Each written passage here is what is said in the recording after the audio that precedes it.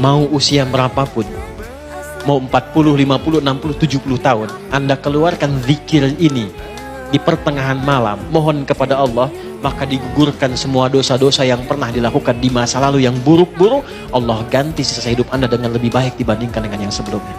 Rabbana faghfir lana dzunubana wa kaffir 'anna sayyi'atina. Ya Allah, selama ini salah saya menjalani hidup. Saya minta ampun ya Allah. Mohon jadikan sisa hidup saya lebih terukur dan lebih baik dari sebelumnya yang pernah saya jalani. Mau usia berapapun, mau 40, 50, 60, 70 tahun, Anda keluarkan zikir ini di pertengahan malam, mohon kepada Allah, maka digugurkan semua dosa-dosa yang pernah dilakukan di masa lalu yang buruk-buruk. Allah ganti sisa hidup Anda dengan lebih baik dibandingkan dengan yang sebelumnya. Dan sisa hidup Anda itulah yang akan dikenang oleh orang-orang saat Anda meninggalkan dunia ini. Kan banyak sahabat Nabi yang sepuh-sepuh masuk Islam lantas meninggal dunia. Tapi yang diingat oleh orang apa? Adalah sejarah hidupnya setelah masuk Islam yang puluhan tahun sebelum Islamnya nggak pernah dikenang.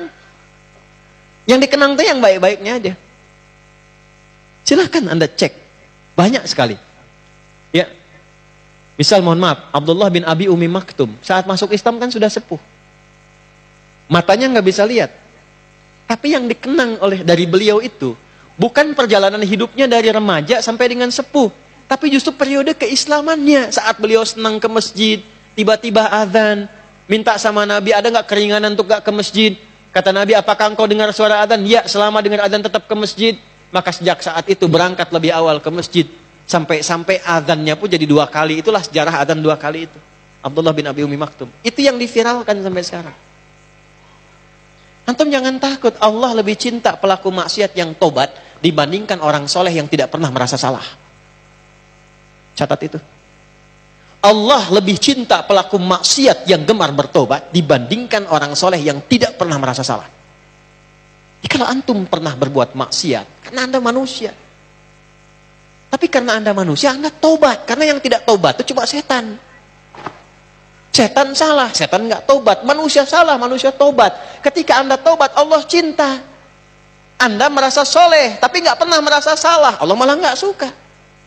Allah lebih mencintai pelaku maksiat yang gemar bertobat dibandingkan orang soleh yang tidak pernah merasa.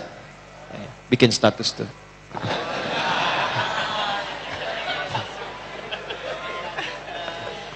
Paham? Baik. Saya langsung ke ayat 200-nya. Ya ayyuhalladzina amanu sabiru wasabiru warabitu wattaqullaha la'alakum tuflihun. Tapi membuat itu enggak mudah kata Allah, mesti sabar. Sabar. Bikin planning itu sabar.